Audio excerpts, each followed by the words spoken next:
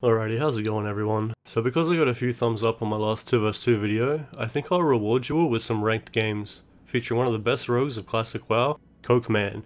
Hello.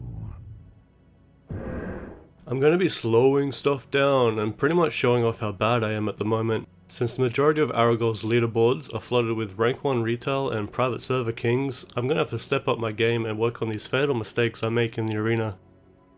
For example, I have 0 set focus macros at the moment, so that's on the agenda, and I've only just crafted the Knight Invulnerability belt, so I've been clicking this instead of putting it on a keybind, which is really bad. Alright, so we'll start with a few Warrior Druid games, and right off the bat I'm making a fatal mistake. I overlapped Counterspell with my Rogue's Cheap Shot, and I didn't Nova the Warrior who just trinketed. If I had waited an extra 2 seconds to Counterspell the Druid, he would have 100% died. I prioritize doing big damage over CC way too often, so I really should have Nova'd here again, and I'll speed it up now for the reset.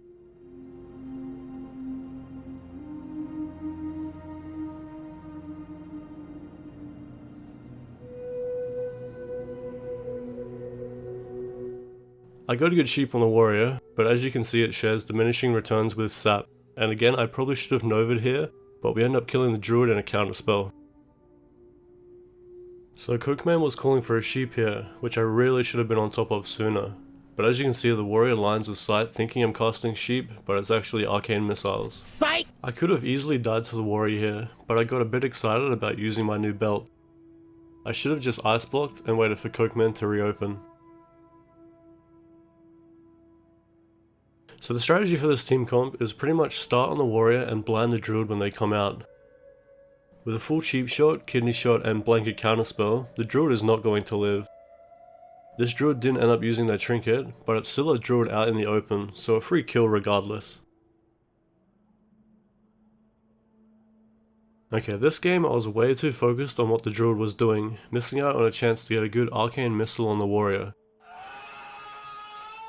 I should have really started casting a fireball on the druid, but again the druid is pretty much free since they're out in the open. An overlapping counterspell with kidney shot did its job.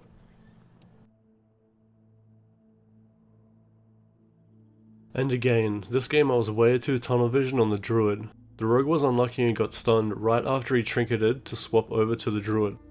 I should have sheeped the warrior right after the druid's bear charge, but I ended up blowing all my cooldowns on the druid alone because I saw a clear cast. If either Pyro or Fire Blast crit, it might have been a kill, but protecting my teammates over pushing for a solo kill should be higher up on my priorities. If I had have saved my cooldowns and sheeped the warrior, we could have both been on the druid and gotten the kill. Here's some food for thought. If I had have sheeped the warrior and used a focus fireball macro to start casting on the druid, we could have surprised them with a crazy amount of damage into a counterspell and gotten the win. I should be using an add-on that shows my teammates' cooldowns. Knowing that they have Shadow Step or Vanish and Blind could have helped me make the decision to swap to the druid. We will end up peeling away, and I should have Nova the warrior on his mount to get a full sheep and drink off, but I felt like the game was already over after using my cooldowns, which is rarely the case and you should never give up. Alright, so this game we tried something a little different, focusing on killing the warrior first. Like I said, I don't have any focus macros, so having to physically target the druid to counterspell almost cost us the game. Allowing a healer to heal is a big no-no. I also used Arcane Explosion when I should have used Fire Blast for maximum damage output, but if the warrior had have put a shield on to spell Reflect, just doing AoE damage is fine. I'm a firing my laser! I'm fairly confident Druid Warrior teams are on farm now. As there is not much resilience in the game, popping either the Druid or Warrior first is pretty much GG. Alrighty, Druid Rogue. Cokeman completely outplays this guy, getting the Rogue to trinket a blind even though they have an Ignite on them, to then full cheap shot and kidney. So after Cloak of Shadows drops off, I full swap to the Rogue, and am super late to counterspell the Druid, pretty much allowing the Rogue to live. But I still have my buff sticking, so I decide to hard swap onto the Druid. Having my crit chance at 40% for Fire Blast, Scorch and Arcane Explosion is truly amazing as an AP Pompyro. People prioritizing resilience and stamina for this spec I feel are not playing this class to its full potential. Okay, Rogue Mage. Dealing with humans' perception is pretty annoying, but being able to one-shot anyone in a secure stun is a huge advantage. I feel like ice blocking early against this team comp is essential to beating them. The enemy mage used their counterspell way too early, so I'm pretty much free to deny them of bursting my rogue. I probably should have used my belt before ice blocking, to be honest, and for some reason I fat finger and AP Pom Pyro into Cone of Cold. Getting the enemy rogue's trinket into a full stun rotation is pretty much game over though. Alrighty, double mage. I should have taken a less direct path while invisible here, and I really should have waited for my Frost Ward to come off cooldown before engaging. This mage made a fatal mistake and used Ice Block way too early. Again, they used the cooldown even though they have an Ignite on them. Now was a perfect chance to use Frost Ward, and again I end up using AP Pom into Cone of Cold for some reason. God damn it! God damn it! I was way too focused on using my cooldowns on the mage that just Ice Blocked, since it's pretty much a free kill on any Frost mage after they've used their block. Hopefully these two have learnt a lesson and have swapped over to a better spec.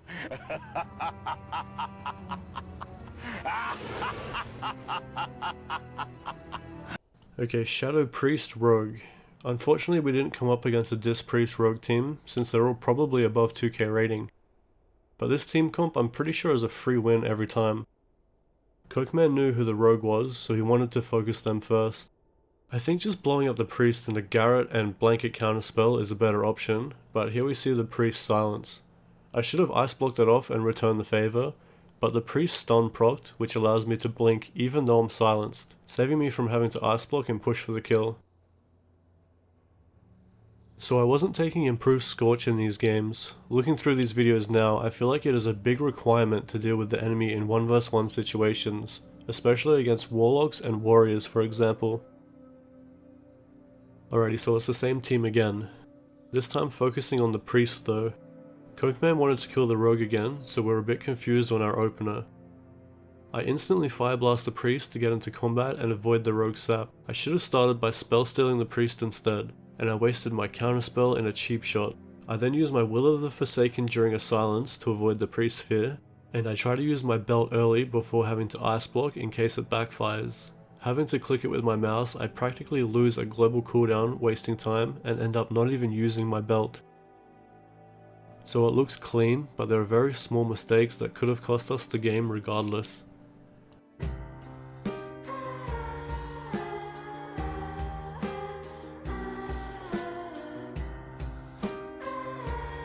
Okay, onto some fun games against Double Rogue. They got a sap on Cokeman, but I brought them both out of stealth.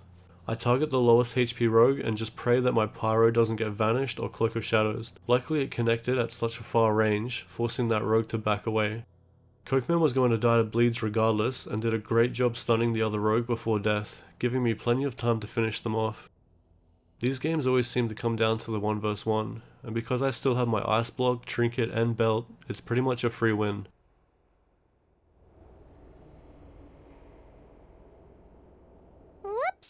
And now it's 100% a free win. I probably should have ice blocked when the rogue used Cloak of Shadows, because it got pretty close in the end to be honest.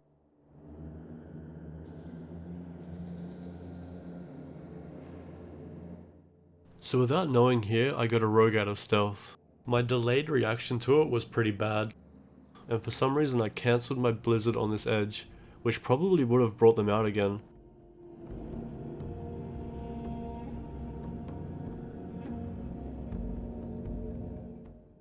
This rogue got a little too excited I think, so I cancelled my ice block early and sent my cooldowns towards them. Luckily the pyro connected. I end up wasting my belt for no reason, and Cokeman called for a blind here, so I had to stop spamming AoE. My Zug brain though pressed Fire Blast, and luckily it was resisted. If Cokeman had have lived, sheeping after the blind would have been good, but it's a 1v1 again, so I got a big fireball cast off just as the enemy rogue's shield from the belt fell off.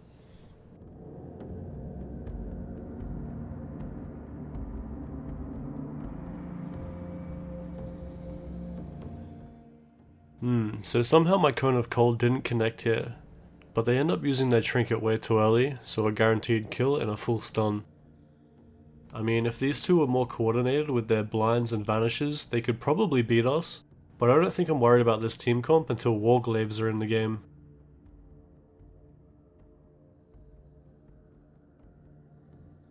So in the comment section below, let me know what you think I did wrong in this game. I can spot about 5 or 6 errors, so if you can spot them all, consider yourself a PvP Chad.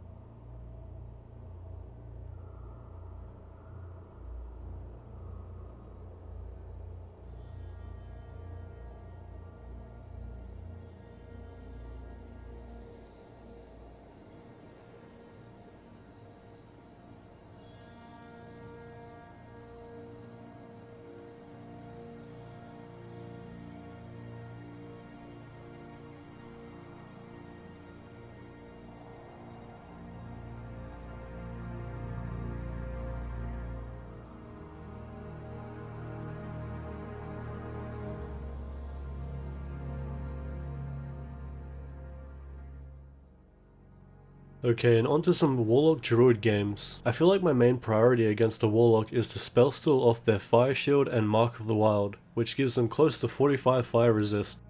I am rocking 60 spell penetration, but getting those buffs early should really help out later.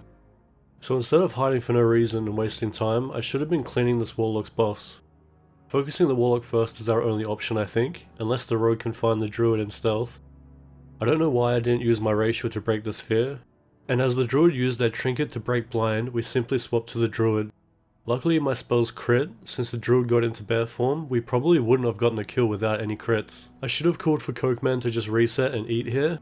As I've still got my Belt, Ice Block and Trinket left, we had plenty of time to finish off the Warlock. I get a cheeky outplay here by Ice Blocking the instant Shadow Bolt proc, and as you can see the Warlock still has Fire Shield and Mark of the Wild. If I had have cleaned all of this guy's buffs, I would have been able to spell steal their Fell Domination ability in the stun proc, denying them of sacrificing a Void Pet. But yeah, I have no mana, so I had to back away and evocate.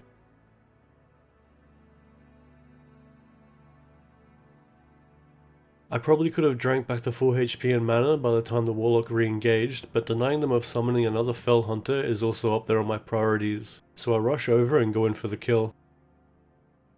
Wasting a lot of mana spell stealing buffs I don't care about, the Warlock begins the only strategy they have, which is to dot someone up and line of sight until they die. I was very late to react to this tornado knocking them in my line of sight, but I can pretty much just heal up if they want to keep running away like a coward.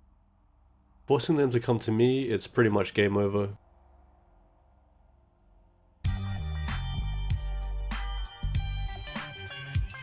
Alright, this time I rinse a nice amount of buffs and we get the Warlock very low. We probably should have just went ham on the guy here, but killing the Druid was up there on our focus. With the downtime of moving over to the Druid, I should have been decursing myself and the Rogue. We got very unlucky and Cokeman got brought straight out of stealth as we swapped to the Druid. They would have died 100% if he had landed a cheap shot or kidney, or I had have counterspelled them. I held off from counterspelling because overlapping it with cheap shot was really starting to get to me, which inevitably happened regardless, wasting it in a full kidney shot like a noob. If I had have done some decursing and gotten the early counterspell, the Warlock would have been an easy kill and we would have gotten the win.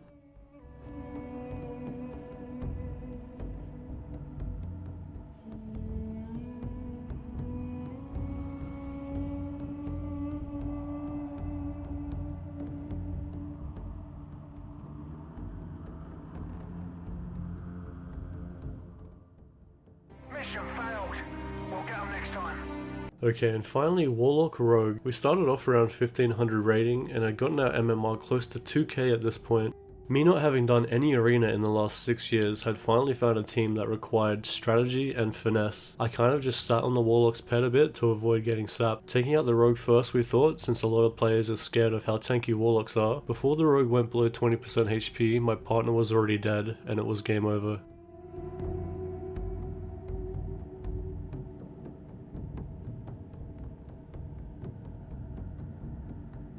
So next up we spent a lot of time talking it out and figuring what we should do.